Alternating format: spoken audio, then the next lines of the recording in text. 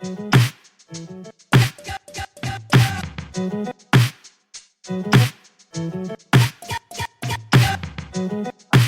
everyone to Dolls of Our Lives. This is the show where we're reliving the American Girl series book by book, except here on Patreon, where we're sort of doing whatever we think fits in the world of the show. I'm Mary. I'm Allison. And we're very excited to join you today to talk about Lavender House by Rosen, which I think Allison suggested. Did you suggest this for us? I can't remember. I did. This came up on a list of new and strong YA thrillers, and it came recommended for people who liked Last Night at the Telegraph Club, which we enjoyed about this time, way back in our Patreon catalog.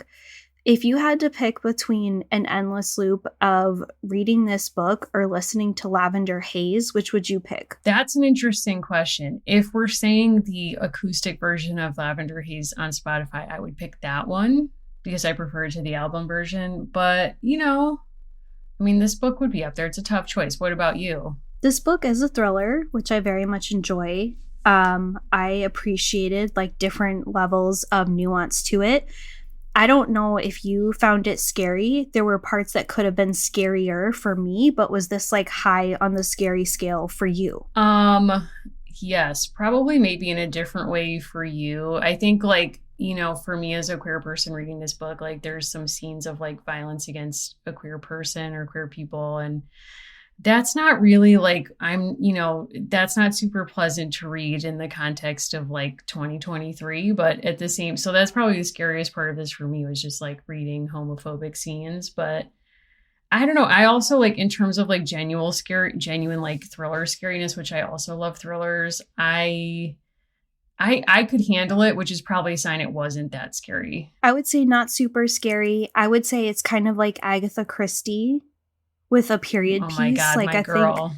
Yes. Not Agatha level, but I think there's something interesting too, and obviously we'll get into this, about choosing your protagonist to be a cop. And yeah, the author chose to write this have it published in 2022 about a period of 1952. And so kind of this pretty significant distance, but obviously there's a lot of echoes. And so I think we'll kind of get into, this is part of a series because they're now calling this Detective Andy Mills #1. So that, in thriller speak means we're getting more. But before we talk about that, there's a lot of scandal in the Sexy Unique Restaurant universe, VPR.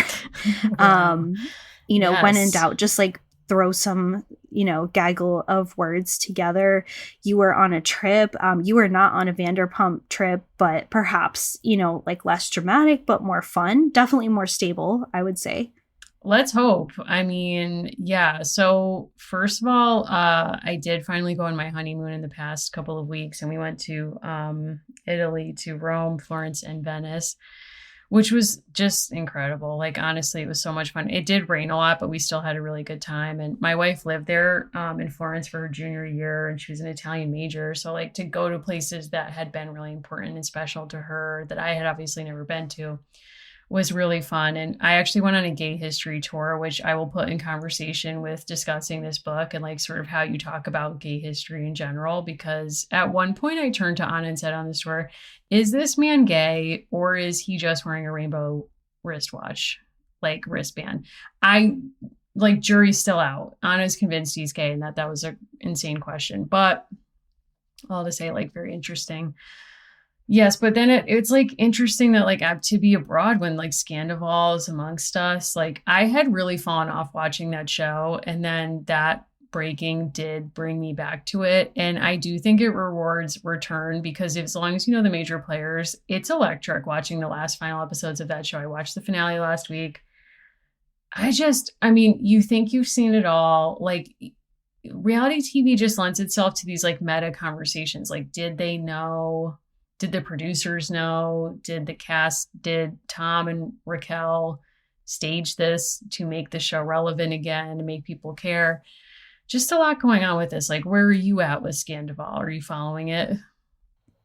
I am not, but I've chosen to subscribe to Nick Vile's podcast, which, if you choose to like Wow. get his paywall content, is conservatively 5 hours of content a week because I still had some back Oh my catalog God. material. So, what I appreciate about him is he has a kind of like side door perspective on reality TV. And I like to hear about people who have really been in like the belly of the beast talking about their experiences and talking about what they think is going on, right? Like, Hmm. so not like in every person's perspective, but saying like I have been through X or Y process and this is what I think is occurring.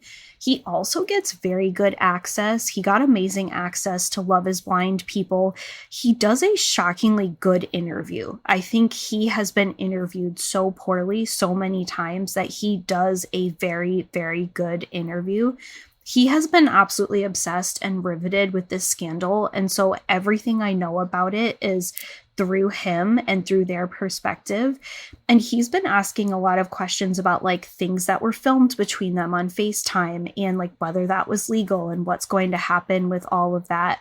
And he also has brought up something that is like a recurring theme in kind of reality group dynamics, which is people on a show saying, like, well, this person didn't do this to me, so they're okay. Right. And Mm, then, like, how people kind of respond to a yeah. conflict between a romantic couple at the center of the show and how the rest of them react. So, this has consumed his world. Like, he's going to go back and watch VPR from episode 1. Like he's Oh my hiring a new God. That's a editor real to do this. commitment. So That's a real everything I commitment. know about this show is through him. It's like I'm a person who's been out at sea and I don't know who Louisa May Alcott is, but like an orphan reads it to me every night. That's me with Nick Vial Okay, and what an VPR. analogy. Yeah, I mean, I Yeah. think I've been sort of wondering, like, why has this so captured people's imaginations? Because there's certainly so many reality TV shows on now, and so many of them that have scandals that go off camera, like the legal things that come out, or like people having different financial histories than they're presenting, or, like remember Teresa from Real Housewives of New Jersey, who ends up like going to prison for her husband, like all of these things. And like, I just wonder if it's like the temerity of like literally at one point you watch Raquel buy a lightning bolt necklace on the show that then matches one that Tom shows up wearing. And it's like they're literally like not really trying to hide much. And Ariana is just like, so standing Tom, defending him and all these things. And it's just sort of like, is there just something about watching someone be betrayed that then you can map your own sense of like betrayal about almost anything onto it that it seems interesting? I don't know, but I mean it's been interesting to watch. I mean, all the Toms need to go. Like they're just I've had it with them. And Raquel seems like a sociopath. Like it's so obvious that she cheated with him, but she seems to have no remorse, not really. Immediately pivots to being a victim. It's just unfathomable. Like, and I guess in the realm of the writer's strike, like these are the dramas we have to glom onto. And like again, we stand with the writers, but that what we're looking forward to? I don't know. I mean, what have you been watching that is perhaps scripted? So we both talked briefly, about Jewish matchmaking. I Yes. dabbled a little bit back into Queer Eye, which has a new season. I am saving Succession. I am watching Yellow Jackets, which is absolutely as riveting as it ever was. I'm very excited. And that show is coming to a wrap at the end of this. I am finding more and more that books completely hold my attention and television does not. Like it has to Interesting. be a very special kind of show, or if I go to see a film, like I saw Are You There, God? It's Me, Margaret. I loved it. I love seeing that in theaters. It's very few things on television I find are really holding my attention at that depth and that level. Whereas books, especially thrillers, I feel like reading this book is the only way that I can get to experience like the full arc of it. Whereas so much of TV now, it's like, well, I could watch a few clips and kind of get the same thing. I know that's not Mm, fair, but that's kind of what my brain has been doing lately. mm. So there's a lot of shows that are just not really holding my attention, unfortunately, which I think I've said before, but I used to be able to throw down like hours and hours of TV, and now it's very rare that I do that. Hmm. That's interesting. I wonder if it's like the TikTokification of culture, that we want it in smaller bites, or I'm not sure. Or the payoff isn't there, right? If I'm watching a show and I'm finding that so much of it is repetitive or it was made for another time, it's harder to justify that. Whereas any time that I'm spending a full or part of a day reading a book for pleasure, that always feels like it's building up my brain in a positive way. I'm enjoying it. I'm liking reading every single word. With a lot of shows, especially if you're watching old reruns of things, they were built for people to be half paying attention and a third commercials. Fair. Yeah. So it's a different kind of thing. That's interesting. Yeah. I don't even think is there a TV in the Lavender House? They reference at one point, like, we were going to turn on the TV, but they don't say what they're watching, and he leaves. So he doesn't join them. So we don't get to find out, which is like tragic, but you know, I hope it was something good. Who knows? I think they watched I Dream of Jeannie. I would assume that they hung on and they watched I Dream of Jeannie. They honestly probably liked the Brady Bunch for reasons that we can get into. I think this is a family group that enjoys learning about other family groups. I think that's true.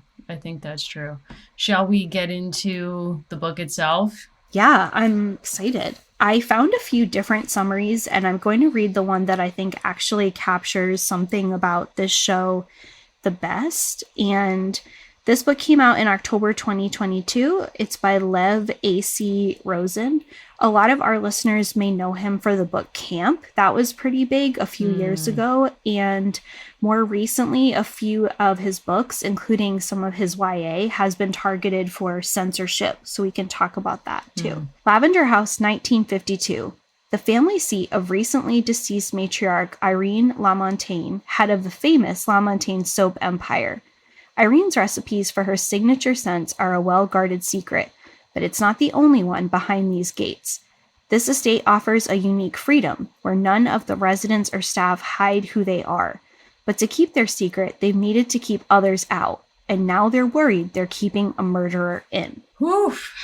Lots going on. And they are. And maybe we should just say kind of like what happens so that we can kind of talk about the book and people know the plot we're sort of mapping things onto, which is that, you know, this woman is murdered and you find out at the end of the book that it's the only straight person in the family household who does it. Alice, the mother of a woman who lives in the house, as the wife of their like adopted gay son, basically. Yes. Is that a fair, like, whodunit? Yeah, so at the center of the crime, so to speak, there are Irene and Pearl. And there is this Lamontagne family, which is, you're supposed to believe, this very powerful soap dynasty. And this house is sort of their kingdom from which they run this soap company. And they've decided that to keep that and to kind of like keep a certain status in San Francisco society, they will have pretend sham marriages between men and women who live in the house. But the true kind of marriage is Pearl and Irene. And so we learned that Evander Andy Mills is hired by Irene's widow to actually investigate the murder and to try to figure out who actually is the killer. And it actually takes the whole book to see the killer, but it's really about like all of the secrets that people are hiding. And you can believe that it's anyone at any point in the book. Yes. And, you know, we meet the now, I guess, series detective in the beginning of the book who's considering taking his own life because he was just caught in the act at a gay club during a raid. And so he's not a cop anymore and like is figuring his life out and lands at being a private detective. And the book at the end has a character setting him up to be kind of like a queer detective for queer people. Like his office is above a queer club.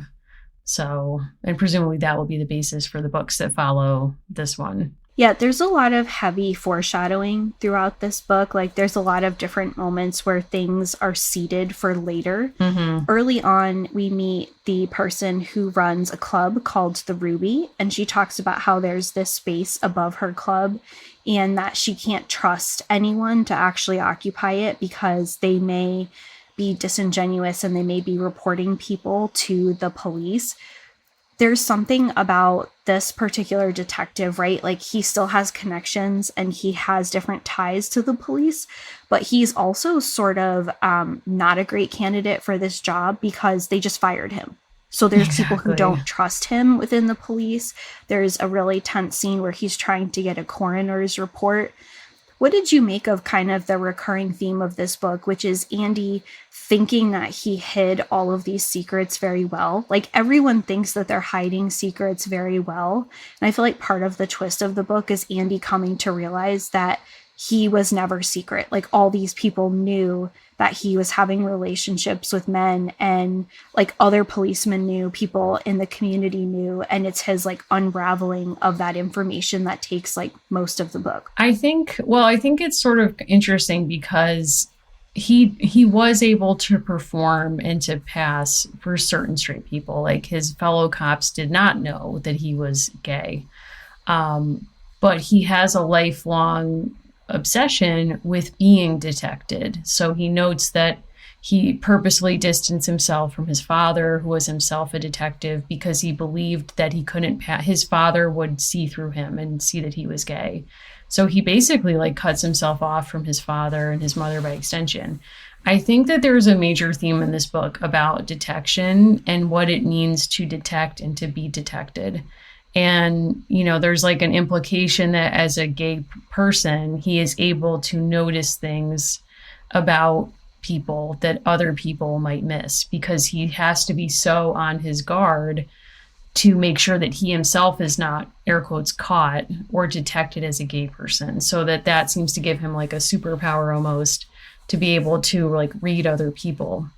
And the unraveling you mentioned is in part his revelation that as a cop, he was complicit in a system that punished fellow gay people, and that at least other gay people could see through him. And what does he do with that? Like, how does he become part of this group that he's been purposely like holding himself apart from? I think there's also a part of this book about just by virtue of showing up to the Lavender House, right? By going there is this consideration that automatically expands the knowledge base of other people who would assume that he's gay, right? Mm-hmm. Like there's this kind of back and forth between him and the Lamontaines, where some of them are very skeptical of him being the detective on the case because they think that calls attention to what is essentially their big secret, right? Like from the outside, it appears as though there is this powerful matriarch and there is the next generation, what looks to be a hetero couple, like taking on the family business. And that's not accurate at all. The staff, right, are in relationships with each other.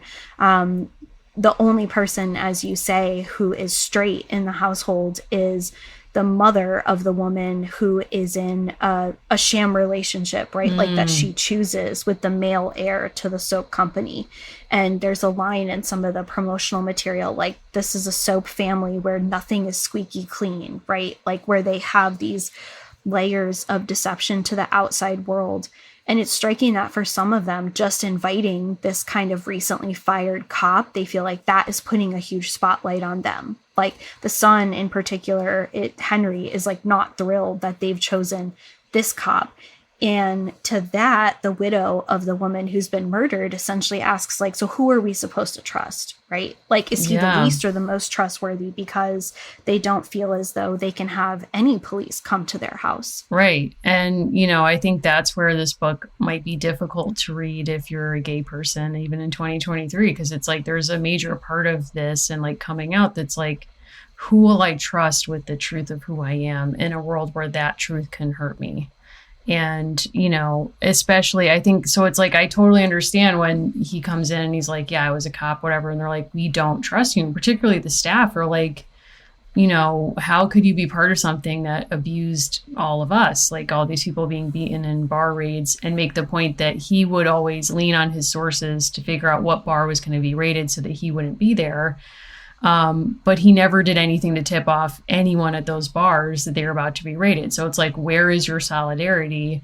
And he kind of goes on a journey with that and ultimately like ends up apologizing and is like, yeah, I like see I was part of the system or whatever. But I do think that threat of like, if somebody finds out the truth of who I am, like, what are they going to do with that? And usually it seems like queer people have to lose in these kind of stories. Like, there is no feel good story that comes from being outed. And to that end, I thought it was interesting. It's set in 1952, which is also the year that Patricia Highsmith's The Price of Salt was published, which then goes on to be the basis for Carol. Because that's also like a thriller or like a mystery. Like, who will solve the mystery of, like, you know, what Carol's doing, like who Carol loves. And that whole, like, the premise of that book is like she cheats on her husband with another woman. And at the scandalous ending is that she loses custody of her child. That's the loss. But she still, it opens the possibility that she will be with this woman that she loves. But it's like, was there a loss at this book? I do think that's the challenge of writing these books now. Like, how not to engage these tropes that mostly punish queer people, while also telling the truth about a past that has not been kind to queer people. There's some interviews with the author where he talks about how it was very important to him to put this pre-Stonewall, right? Not by hundreds of years, obviously, but by more than a decade. And that he really felt it was important to situate this in a time before that. And he chose 1952 specifically because there had been a court case by someone named Saul Stoutman. He went to court because he was actually a straight owner of a bar that was frequented by queer people. And he was continually being persecuted for running a, quote, disorderly house. The year before this, when this book is set, the California Supreme Court, they agree with Stoutman. They say that you can't constantly be persecuting people simply because of their clientele. And this interview that I find he describes, quote, "This was a huge victory, possibly the first time the American legal system had said that queer people themselves weren't criminal. They could gather, drink, and be themselves without breaking the law just by existing." And so that's really useful when you're thinking about how this book proceeds, because you really don't have a sense, even though it's set after that ruling is in place. The whole reason that Andy is doing this detective work on the side is he's been fired. He has been persecuted. There have been consequences. A whole through line of the book with the people they know who run the Ruby, which is the local bar, with the way that they act even behind closed doors in Lavender House, is the fear of being caught, right? Like the fear of someone intervening. So it's noteworthy that he chooses to set this after that landmark court case, but to also show that just because there's a ruling, right, things don't change overnight. Right. Things definitely don't change overnight. And I think it's not until the 70s, and correct me if I'm wrong, that police departments openly seek out gay candidates. And even then, so you can serve openly on the job, but even then it's only because they want to police gay people. So they think that gay people will accept policing by other gay people. So, I mean, it's like, it's a very recent history, even when police academies report graduates who are openly gay and like in relationships with other candidates. So, there's a lot with this that I think it's difficult. He's in a really difficult place because I think he wants to tell a story that's not just kind of like trauma porn, but at the same time, the history isn't like necessarily a feel-good story. And I don't know. I think it's a really tough position to be in. So I don't know what I would have done. So Andy, like part of his personality, right, which is like very typical for detectives in these kinds of books, like he has no personal life, right? And part of this is that it's because he only feels as though he can safely have hookups, right, in certain kinds of places, like where he's super hiding from other cops that he works with, and keeping all of these parts of his life secret, or he's, distanced himself from his parents. Like, would it have been different if a part of this book was him developing any kind of meaningful romantic relationship? Because this book very deliberately steers away from that. Like, there are so many opportunities where people are interested in him, and the narrative, like, very much goes away from that. It's different from, like, Mayor of Easttown, or like the crusty old like white guy detective who's like, I don't have time for love, like this is something different because there's so many moments where that comes up as a possibility, and it's totally closed off in book one. Yeah, that was actually probably the toughest part of this book for me was that, like, admittedly, like, you can kind of imagine, like, okay, with his job, he didn't really have a personal life. Okay, that's where we meet him at. And he's just been traumatized, like, outed at this raid and, doesn't have the career that he really valued. And he's kind of like reinventing himself in real time. But there's a lot of flirtation in the book, which basically he interprets or we're suggested to interpret as like, oh, this person is just trying to throw me off the trail, or like this is just their personality. They're bored, so they're flirting with me, like Cliff, the partner of the son of the soap business owner. But it's like there is no like joy, pleasure in this book for this man at all. And I think that that would have actually been a meaningful difference because there would have just been like some lightness to this book. Like instead it's just like anytime he has any joy, it's like, well, this guy kissed me, but only because I asked after I was like brutally beaten by my former cop colleague on the street. Like there's just so much pain, like punishment, that the plot doesn't seem like it just keeps like reasserting like he doesn't deserve joy, or like you get the suggestion that maybe at the end of the book he's going to go and try to like make a life for himself and maybe he'll get it. But I would also suggest like what something that's interesting about this book too is like when we do see happiness for queer people in the book, it's them replicating straight relationships in this like utopian household that they've made for themselves that they're desperately trying to protect. So it's kind of like, I don't know, it's interesting, but I kind of just felt like in Melinda Lowe's book, it's like the main character is attracted to someone else, and like you get a sense of that desire and the joy that comes from consummating that or like pursuing it and like sitting with it. And that is not in this book at all. No, and there's something that you're supposed to take from the way that Andy interacts with the couples in the household, right? That there is actually this sort of like oppressive quality to some of it. There's a lot of romanticization among like the couple. So he's hired by this widow, right, to find out what has happened to the matriarch of the family. And you really only have like one kind of moment that's like a shining example of when they were all happy together.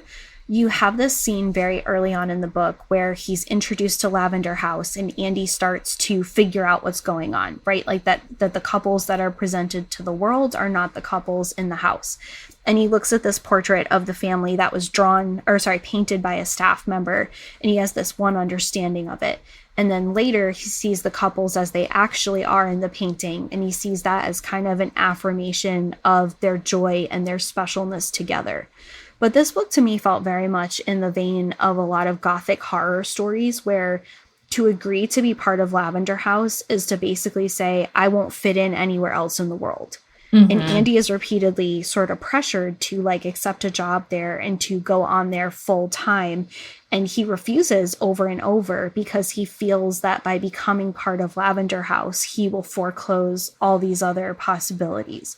That to me felt the most like a standard kind of horror book set in a household. Yeah, I think that's definitely true. Like being outside space and time or like normal society, and like that's sort of the gothic tradition. I think like adding queerness into it, it feels sort of like, it's a little fatalistic if it's like he can't really see himself fitting in anywhere, at least for most of the book, or like he's still performing even in this domestic space because he's so afraid they're gonna like see through him even though they know he's gay. Like, I don't know, there's just a lot going on with it where I'm like, I just felt bad for him most of the book. Like, wow, this guy can't really let his hair down anywhere. And maybe that's the point, that we're just supposed to see him as like a person without a home. So he doesn't have like the safety of a private domestic space where you can sort of like be yourself, be affectionate openly, all these other things. That was tough. Like he just seems on edge the entire book. There's also a through line in the book about the fact that this is a family where people chose each other, right? Like they deliberately chose to set up this household. So you have Pearl and Irene, and then you have adopted son Henry and the partner he presents to the world, which is Margot. And then he has his real romantic partner. Margot is with Elsie, right? Like there's all these different layers of these couples. And then there's Alice, who is the perpetual outsider. And as it turns out, the murderer, like the person who not only poisons the matriarch, but tries to poison other people along the way. And you have this recurring thing in the book that you're learning that these people chose each other to some extent, but not really Alice. That Alice was chosen to be brought in because she didn't really have any other choice. And that really did get me thinking, because there's a few lines in the book where they are choosing, they're trying to choose Andy as well. And he is chafing against that, right? He's not sure that he would actually fit in and that he would be another outsider inside the home. Yeah, and that was really loaded because on the one hand, it sort of like reminds you of when your boss is like, we're a family. So like if we all need to stay late, like it's cool because we're a family. And like, you know, Pearl is kind of saying like, you could work here as our security person and help like keep our utopia safe. And he kind of understands that being there on the payroll is different than being a member of the family. And like, there would be a constant limitation with that. I also think this idea of chosen family is like really key to solving the murder, because what ends up happening is like Alice killed Irene because she heard Irene say to Margot, like, you're like the daughter I never had. And she's so threatened by this woman who Margot seemingly is choosing as like a chosen mother, and she's the biological mother, that like Irene has to go. And so that seems like a really interesting choice to kind of put at odds like the family we choose versus the family we're born to, which obviously like chosen family is a huge deal in the queer community because not everyone gets family members who can accept who you are in all ways. And so you end up like choosing your family and finding that support system.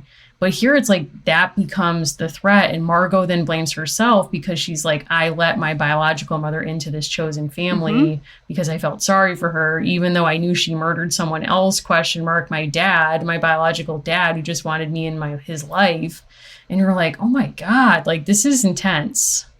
With so many options, why choose Arizona State University? For me, the only online option was ASU because of the quality. Their faculty was really involved with their students and care about your personal journey. The dedication to my personal development from my professors, that's been extremely valuable to me.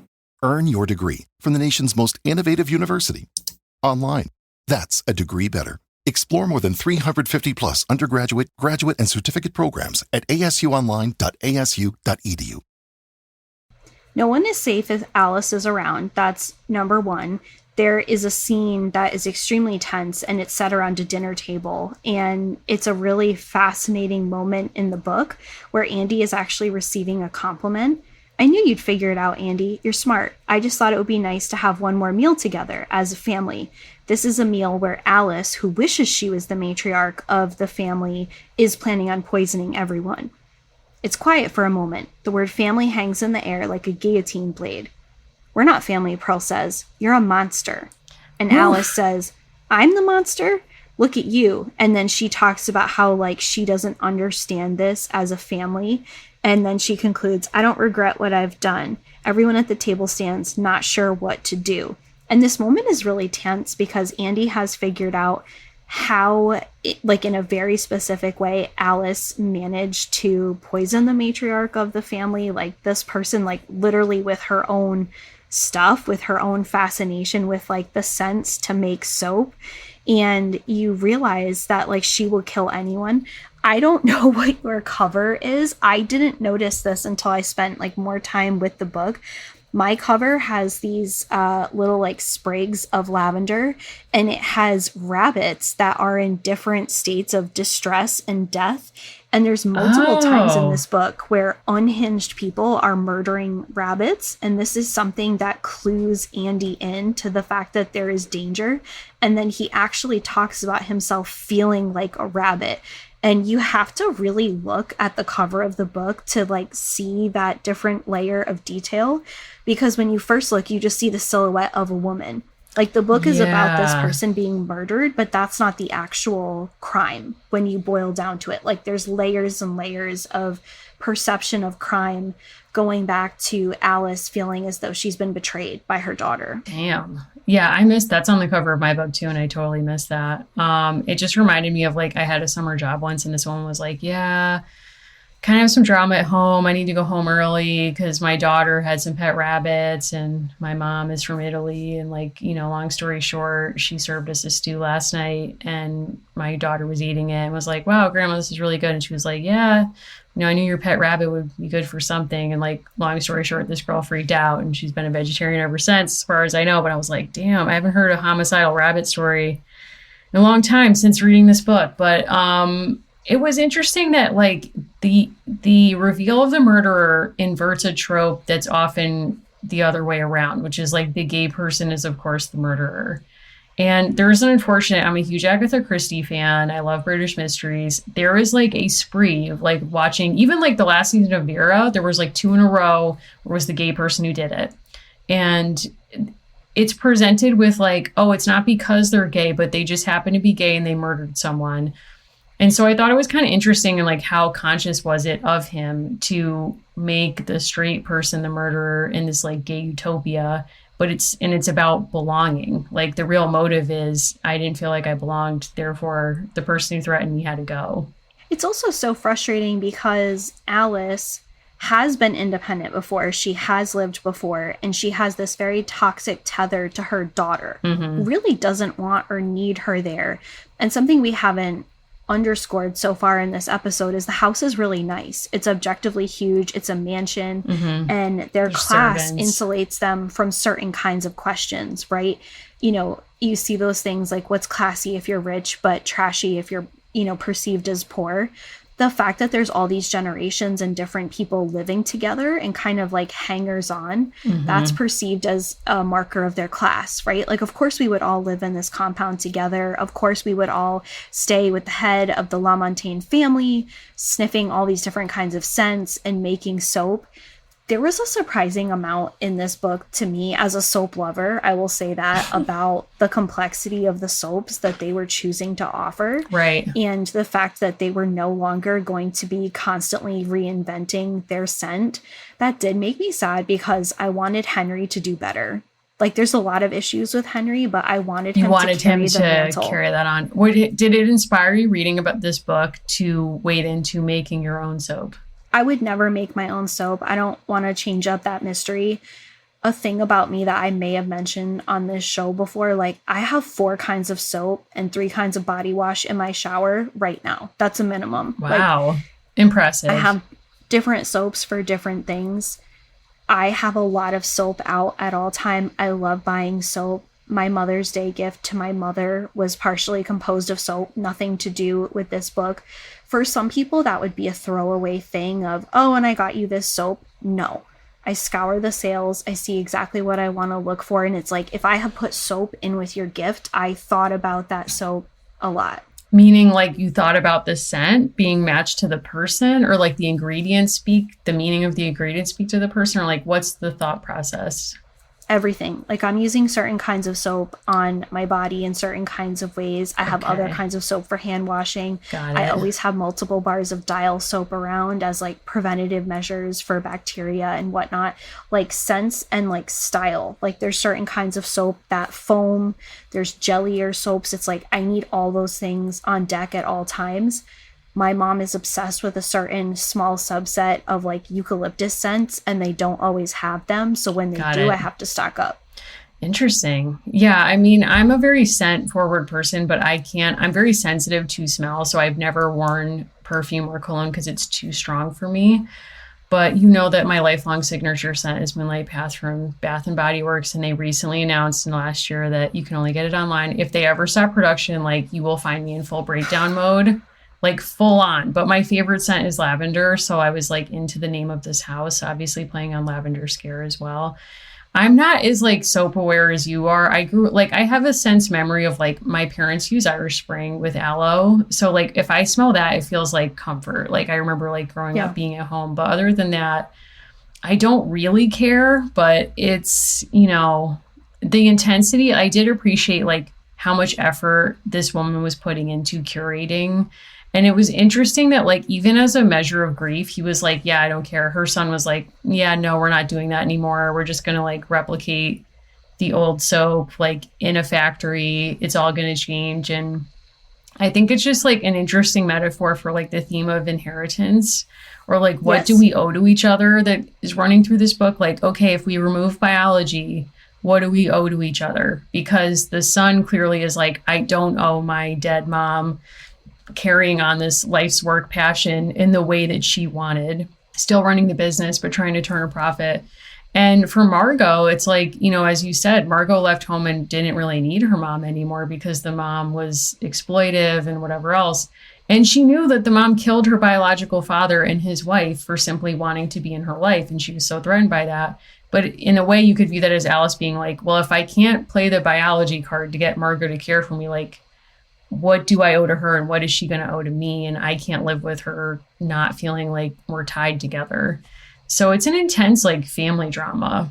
There's a scene where Andy says to himself, people are always trying to claim you without ever listening to who you are. And there's a lot of miscommunication across the family and even across their relationships with other servants. And we get a window into how like the soap business itself is complicating this, because for a period of time, Andy decides that maybe it was a competitor who shipped poison. Part of like the mystery of the death is whether Irene was actually murdered or whether she was killed on purpose or she happened to have this like poisonous ingestion and to fall over. And he determines pretty quickly that she was murdered because of something she came into contact with. But he thinks it may have been like a rival soap company. And I was like, I would have read an entire book just about them pleasantly making the soap. Like if you gave me like a stregonona with soap and we're just mixing the things together, I was like, that sounds incredibly pleasant. You know, I order soap from people who are making like small batch specialty soap. I have my Bath and Body Works soap. Like I have layers of soap that I care about. And to me, it's like, I have to protect like my most vulnerable external organ, like my skin at all times. Yes. Like, I don't care about it looking perfect, but I do care about it being like properly cleaned with soap. That said, I don't know that I would have like done well with this family business. I don't know if they would have entrusted it with me, but I wouldn't give it to Henry either. Well, it's interesting because it's like, what's the difference between an art and a craft? And what's the difference between like any of that and a business? Or like, what's the challenge of monetizing something that's a personal, you know, practice or like devotion in your life? Like, I think there's a lot of conversations now about like the importance of having hobbies or crafts or like things that you do to as a mindfulness practice to help deal with like the dumpster fire that is the world today. And then sort of people in the pandemic being like, well, I tried to monetize the thing that brought me joy and it kind of ruined it for me. So I think like it seemed like it was fraught in the family anyway, and it was Irene's baby, but it seems like he just sort of opted out entirely about like everyone appreciated her genius, and almost like out of an acknowledgement that they didn't have her gift, they were sort of like, we're moving on to like the next best thing for us, which is sort of like finding a professional scent person and bringing them in externally and whatever. But I couldn't hang in that game. I don't think I could handle the soap making biz. Like, as you know, I had a professor once who gave me soap they made. And when I said like, oh, wow, that's too generous of you, in part because my eyes were watering, the smell was so strong. And again, I don't do well with that. And I was immediately like, what's a polite amount of time to keep this in my house before I can throw it away?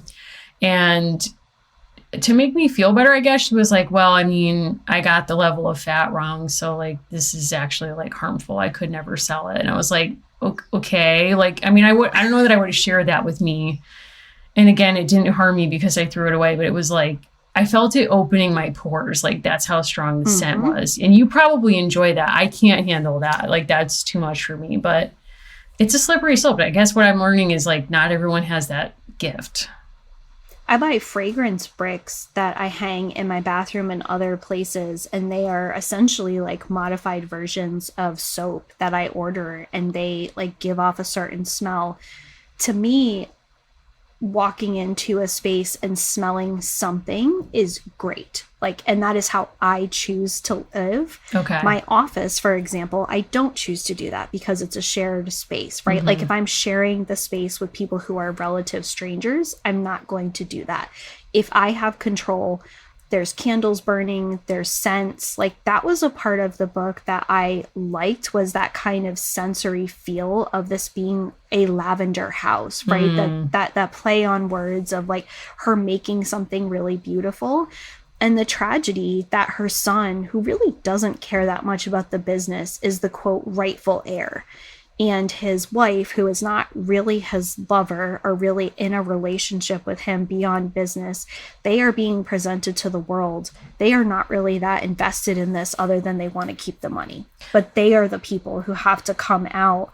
And it's really only her widow who is invested in figuring out what happened here. Like, you don't get the sense that they really care because they get the business, short of them being proved as the murderers, which you think they might be for a period of time. They just want to keep the money coming in. Well, I think it's that, but I also think it's that I think they know from the beginning on some level that if somebody murdered Irene, it was somebody in their household. And I think their grief for her is real. And I also think they're panicking because if one of them was the murderer, it means that this utopia they've worked so hard to create and maintain isn't perfect and is threatened, and they don't want to lose that. So instead it's like, we're just going to move on and hope that this is over and that we're not going to lose this thing that we have going together, this family. I mean, I guess they want to carry on the business and like Margot cares about the advertising and whatever, but it kind of just felt to me too like their grief was real and they couldn't face the cause of the grief being someone else that they love in this family.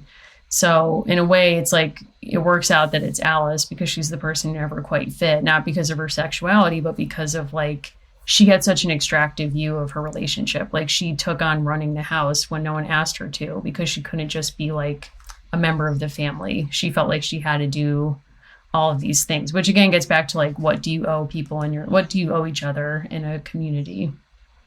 She's also deeply unhappy living with people she doesn't respect, right? Like she has to put herself in that position because she doesn't approve of these relationships. And I think in some ways that destabilizes the idea that the household was ever that happy, right? Like that it was ever really going that well. I think you get the sense that Irene and Pearl have a very strong relationship and that the loss of a member of that relationship is tragic for everyone. But beyond that, you don't get the sense that Henry, Margot, Elsie, Mr. Kelly, the others, that they're really that happy in their relationships. And that could also be a critique of the book, right? There's a lot of kind of prudishness within the household. There's a lot of second guessing and judging. To your point, it's not like Utopia Lost, right? Like there's a lot of challenges before a murder gets introduced. Yeah, that's a great point. And I think, to that end, like to thinking about it's not really a perfect utopia. It's like we've talked about the ways that gay people have to perform straightness in public to cover, but also the ways that there's many ways of performing in a family. Like, you might have to perform to please your parents and be the person that they need you to be to make this version of the family work for them. And I think Henry's doing that about the business. And, Cliff is pretending to be an entirely different person to escape his very religious, mayor dad in Kentucky who sends a private investigator to bring him home for appearance's sake. Like there's a lot of generational stuff where it's like, I think it's working for Pearl and Irene, as you say, and then everyone else is sort of like constrained by the roles they're being forced to play to make that work. So in a sense, it's like there is no perfect, there are no happy families or whatever that Tolstoy quote is. But I think another critique of the book is that there's that plot line with the private investigator who Andy confronts. And he's like, well, I'm sent here to get this guy back home, Henry's partner. And it's sort of like a red herring, like makes Andy think he killed Irene, but he didn't. Right. But that ends with a throwaway line where Pearl's like, basically, I murdered him. Like she goes off ostensibly to pay his ransom to keep quiet about the family, which first of all, I think because of, as you said, rich people living in a generational community like that would not have raised any suspicions. They could have just said, nope, these relationships that we're presenting are real, like Margot's married to Henry, et cetera, et cetera. And we just have this huge mansion, so we're allowed to have these people living with us. That's the eccentricity of rich people. So I don't think the threat to their utopia was that real. But Pearl basically is just like, yeah, he was like, you were gone longer than I thought. The guy wanted $5,000. And she's like, yeah, I killed him. And everyone just moved. He's like, and I didn't question it because, like, obviously he would have kept asking for money. It was like, what? Like, sorry, what? You're also, I read this part a few times, and this was my take on it. So you see Andy stop the whole family from being, the family that's left, from being poisoned to death by Alice, who basically says, like, this is a zero-sum game. If I'm going to be caught for this, like, soap matriarch murder, like, I'm taking everyone out with me. And then she dies instead. And she dies in a way where the family is able to convince the coroner that, like, there's nothing to see here. She was coughing. They make up this kind of plot line about that she could have had pneumonia, which was definitely not true. But I think you're also supposed to read into it that Pearl killed her as well. Like, that Pearl set that up so that she would die. Oh, really? See, I thought she was just like, I'm taking myself out because they know I did it. And, like, or they're going to figure it out. She was trying to kill them, and I think you're supposed to, and again, I don't think I caught this the first time. There's a conversation that happens between Andy and Pearl about the coming of the coroner, and Pearl basically says, like, yeah, I know how to, like, cover my tracks. It's an interesting moment because you're supposed to see so many differences between Alice and why she does what she does, because for her, it's fierce protection of family, and Pearl, who actually does the same thing for a different, you know, like, set of situations. Right. It was very much giving me Sopranos vibes, where it's like what you value and how you set boundaries to take care of what you value can look like Tony Soprano murdering people, or it can look like, you know, setting up a shelter for extended members of your family. And I've been through leadership classes, and almost any leadership class you take, you realize you can be a leader and be Charles Manson, or you can be a leader and be Nelson Mandela. The same qualities can be used in different directions. Alice and Pearl have a lot more in common than is comfortable. That is very true. And I think it kind of, like, I know I quote this line all the time, but, like, when Joan Didion wrote We Tell Ourselves Stories in Order to Live, she wasn't meaning it to be, like, the empowering, like, you know, I hope you dance, or, like, we can kind of make our own destiny. She meant it to speak to people's capacity to delude themselves to any end. Yeah. And I think that's what you're describing is, like, you know, Pearl can tell herself a story about how this is different from what Alice did, but materially it's not. I mean, she murdered someone, at least one person that we know of, to protect what she views as her family. And so it kind of, like, is an interesting ending of, like, a parody of, like, how easily the book writes off her choice versus, like, the no question about Alice's, you know, murderous decision. So, I mean, that is interesting. And I think it does kind of raise the question of, like, what is the imagination of this book in terms of how queer people are supposed to be in relationship with straight people? Because the end of this book is basically like, there was a private detective who's going to blow their cover. He's murdered. That's fine. And really, it's like Alice was the only other straight person in the household. She obviously murdered Irene, so she had to go.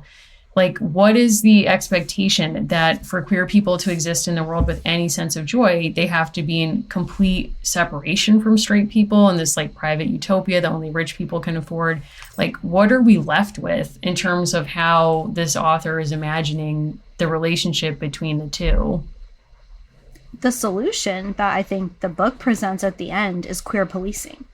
Right? The solution is that Andy is going to rent a space in the empty part of the Ruby, right? And he is going to be known in a certain community of people as a private detective, and that he won't go back to his old world of hiding while being part of the police department.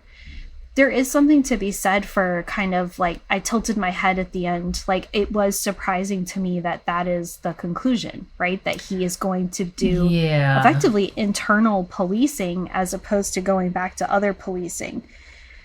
There's also, his decision to say that he doesn't want to be their private security because he'll be a constant reminder of a murder that was very traumatic for the family. Right. And Pearl basically responds to that by saying, like, I don't think we'd think of you that way. Yeah, that was quite a moment. It was, I think it's a really odd choice to have, like, in some ways, I think it felt so isolated, like no joy, no pleasure, because he's with them and they're like weird, isolated utopia that's like not really a utopia. And it's really weird that he's like, I'm getting out of here. Like, I'm going to have my own family. Like, at one point he imagines, like, what if I had my own family? And it's like, oh, like, that's nice. And then he's like, yeah, I'm going to be a queer detective. And it's like, like, what? Like, he's like, I'm going to do the next best thing. Like, after apologizing to people for being part of the police that have brutally assaulted gay people for, like, literally being in bars, he's like, I hear what you're all saying to me. And so what now I'm going to do is be a cop, but for gay people. Yes. Like, so I guess the problem wasn't the surveillance culture. Like, it's just a very strange, like, I understand that this is how the book has to end so that we can have a series, a gay detective series. Like, I understand. But I'm wondering, like, if it could have been different in some way. And I don't really know what that would look like. But again, that's the challenge, I think, of writing from 2023 about a population and a moment that is hugely repressive and that, you can't necessarily be public about that part of who you are in a positive way. So, I don't know. I don't know what to say about it. Also, the speed with which, probably because of class, nobody really cares about Alice or how she died. Immediately, it's fine, the Undertaker says. Yeah. There's no mystery here. And the whole point of this book is that a comparably older woman, maternal figure, has died suddenly. And the whole point of this book is that you're drawn into this web because there's intrigue and mystery there. And it's very funny. There's so many subtleties in these last 5 or so pages where we learn that, like, people are dressing a particular way. They've basically choreographed how they're going to talk to the Undertaker. And I think you're also meant to believe that for everyone in this family, to your point, a straight person is a possible enemy, but also a possible ally, right? Like, there are these small moments of opportunity where even if he is basically just, like, choosing to ignore, he's choosing to go along with the performance that's presented to him and to move on with his life. Like, he's not asking any probing questions. He feeds them certain opportunities and they say, oh yeah, it could be pneumonia, it could be this or could be that, and they can't wait to get the body out. Pearl says everything go like it was supposed to, and she basically says, like, yeah, like, we're fine, like, we watched this happen, it's fine. She's like, all good, bro. I found this ending very odd, and honestly, if I was Lev, we're not friends, I don't know him, but, like, I'll take on a first name basis. What I would have done as an ending for this book, if I practically was like, I want to do a detective series with a gay protagonist in the 50s, I would have him actually leave San Francisco and go somewhere else, get a job, almost like Poker Face, where it's like, you're not actually a detective. You do something else, and then you happen to stumble on mysteries and solve them. Because I think the benefit of this time period that would work for his series is that there is no digital footprint. Like, yes, this man was, kicked off the police force, but to relocate him back in the place where he was, like, literally beaten on sight by cops, it's like, that's a choice. And I don't know. I'll be interested to see where the series goes. Let me say that. Like, I would read the next one. I would see what happens, but I would wonder, like, it's interesting to think about it with books that are set now, like The Verifiers, which is not a detective series per se, but has a queer person at the center solving a mystery, using, like, a lot of people's digital footprints as, like, the main investigative sort of source material. And The Price of Salt almost makes me want to go back and reread that and see, like, how does that read with this? I don't know. I read Victor LaValle's Lone Women, which, is getting a lot of praise and is a very interesting book about Black female homesteaders in the American West, specifically in Montana. And there's a lot to that book about, like, where do you find community and, like, how do you create a life for yourself. And part of the premise, that is a horror book, part of the premise is this woman is dragging around a trunk and you don't know what's in the trunk, but you know that it's dangerous and it killed her parents. So you're left to kind of, like, question about that. And for folks who've read that book or want to read that book, I'm not giving anything away. His notes in the back about how he chose to end that book and the fact that he wanted to end it a certain way, and his wife told him that he couldn't because it would be too depressing for people. And I don't want to give away like the basic framework for what happens, but to your point, his wife course corrected him and said, you need to give people this kind of ending, not this kind of ending, because of when he was writing it during the pandemic. And I thought that was super fascinating. You said this previously, but I think also him pointing out that the Telegraph Club book brought out a new audience for like what he was going to write. I mean, that's like why I made the connection and why I chose to read this. This is a fascinating counterweight to Mary Ellen. Like, all these people live in the same time period, but not on the same planet. I think they are experiencing the world very differently. Think of how a grandma is in Mary Ellen's world versus Grandma Alice here. Like, we're not on the same timeline. But interestingly, in Mary Ellen's world, this book would have been banned, and in Mary Ellen's world, in our world now in Florida, this book would be banned. And we'd be remiss if we didn't know like how awful it is that these laws are passed almost daily now. Like, and I think the Don't Say Gay bill has been extended through kids in 8th grade, and it's horrific. I mean, honestly, it's like, I think that's what was really felt like a horror book for me reading this, was that there's so much of it that resonates with my life now that I wish didn't. Like, I wish I didn't feel like I had to perform differently in different spaces. Like, I went to a family wedding last summer with like particularly conservative people, and Anna and I both, without even speaking about it, felt like we had to not hide, but we couldn't be as effusive in person. And it's like, that's really awful that I have to feel that way. And that, you know, that's the least of it compared to what a lot of folks are dealing with now, and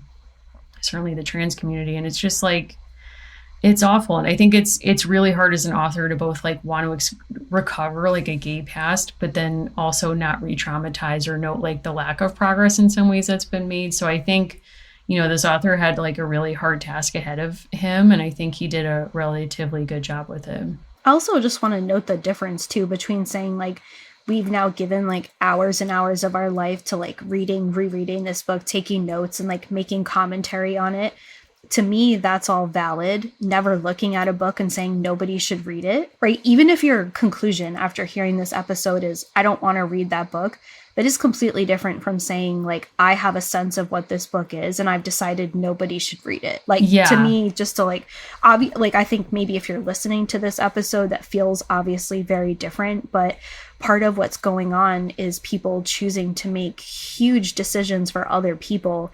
And if you check out Lev Rosen's website, he has a wonderful essay about how teenagers are very discerning. And if teenagers want to read his books that are banned, how teenagers can and should make decisions for themselves. And sometimes with adults, but sometimes outside of what adults are recommending where they live, to speak to themselves, right? To find literature that's affirming for them. Absolutely. And critique is compliment, right? Like if we're picking apart like something Alice is doing, that is completely different from saying nobody should read this book because of its subject matter. Like it shows respect for the author to delve deep into it. Right. Well, and we're also not proceeding from the assumption that should a child or a teen read a book that features a gay character, that it then becomes contagious and they will, air quotes, choose to be gay. I mean, it's too late for me if that's how it works. But two, it's just insane. I mean, and to also think about the fact that Addie books are being banned and histories of slavery and race in our country, as if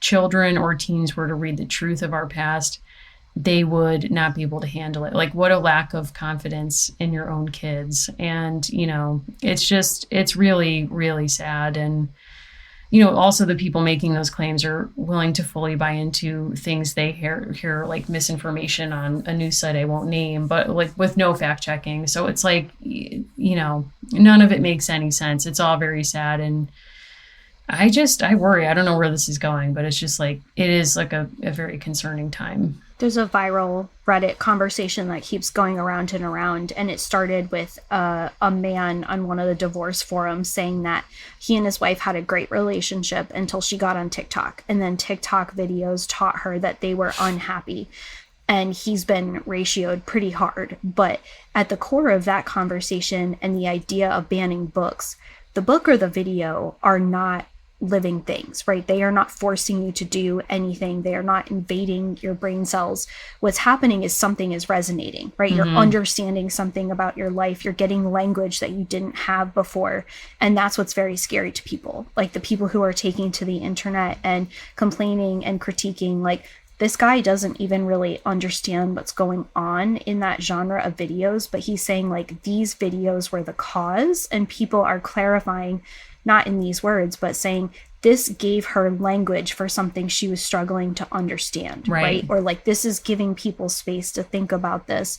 And folks wouldn't be banning books or trying to ban video platforms if they didn't spread ideas, but they don't make you do things. Right, exactly. And I mean, if anything, like if anyone ever told me not to read something or watch something growing up, like I became suspicious of them. Like not only did I immediately want to read that thing, but I became suspicious of them as someone trying to prevent me from, you know, learning something new or something that might make me question their opinion of something. Like it's odd to feel like, I mean, history is never a story of progress, like not to me. I mean, it's more interesting than that. And I think this is a definitely theme where you can see some of that happening. Like you said, I don't know if you watched, did you watch the Judy Blume documentary, or you saw Are You There, God, It's Me, Margaret? I saw the film. I haven't watched I want to see that movie. Yet. I haven't seen it, but that documentary is amazing because it does really get into banning her books, which again are being banned now. And her saying that like her books came out in the 70s and there was some pushback, but nowhere near as much as when Reagan came in and a lot of his supporters seized on them as,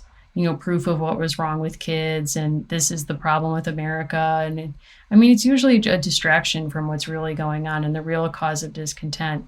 So, I mean, I wish like I don't wish I lived in Florida, but I wish I could sort of like push zines that like lead people to books that would help them discover something about themselves and like put those in like little free libraries, or like there is some like renegade thing to do to like provide support to these kids, because it's just a really sad situation.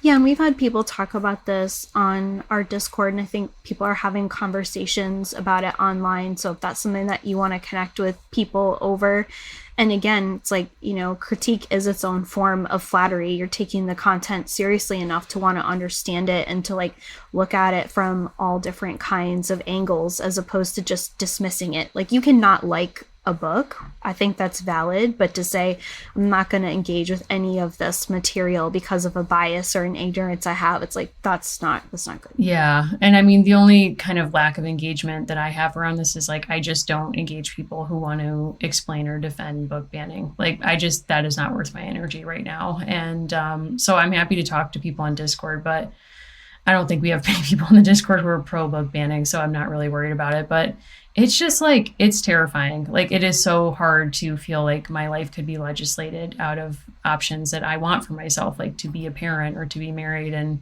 the people making those choices have absolutely no idea like what that means or what's fueling it. And it's sad. Like I remember being a child and going to church with my parents, and the deacon gave the sermon one week and was like, made it all about how the Defense of Marriage Act was so important and we should all vote for people who wanted to support that. And I felt like so terrified in that moment, again, not knowing I was gay.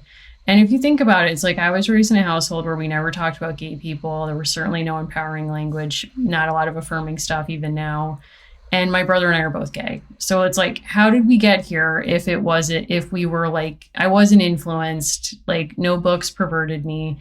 This is who I am. And I don't know. I would love to hear from people about things we can do to support people being threatened by this and, you know, what we all might do.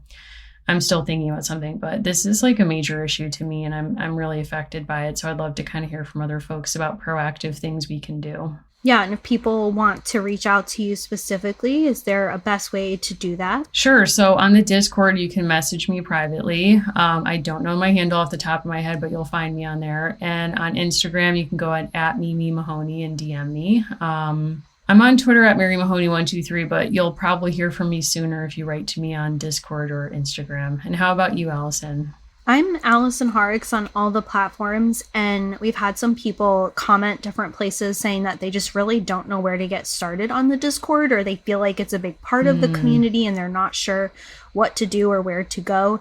You can always message us individually or the show, and we'd be happy to walk you through it. Discord has a great site. to me, before we started doing Discord was for people who had like certain kinds of gaming headsets and keyboards. Yes. In my mind. Same. Like, very rich streamers or people who know the internet really, really well. That was a stereotype that I had. That's totally not true. I'm in several Discord communities now that I think are wonderful. It's really easy. Like, there's literally an introductions tab and someone joins, like, basically it feels almost every other day and says, I didn't know what I was doing. I'm really happy to be here. You can talk about whatever you want once you're there. So we're easy to find and to connect with in all of those places.